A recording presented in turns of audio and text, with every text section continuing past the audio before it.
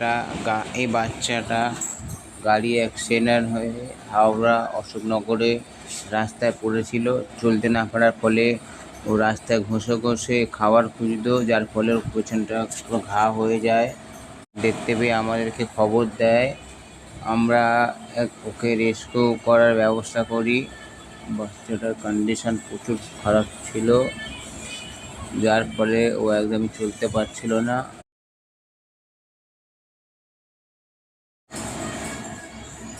আমরা গাড়ি পাঠিয়ে ওকে রেস্কিউ করার ব্যবস্থা করে কলকাতাতে অ্যানিম্যাল কিংডমে নিয়ে আসি।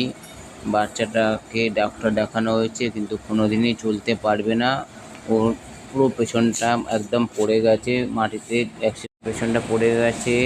অ্যাক্সিডেন্ট কোমরটা ভেঙে যাওয়ার ফলে এই ছোট বয়সেই ও যতদিন বাঁচবে এইভাবেই বাঁচবে। কিন্তু রাস্তাটা আর থাকতে হবে না, মাথার ওপর একটা ছাদ পেয়েছে, ট্রিটমেন্ট পেয়েছে। খাবার অ্যানিম্যাল কিংডমে, ওখানে ওদের ট্রিটমেন্টে ভালো আছে আর ওইভাবেই বেঁচে আছে।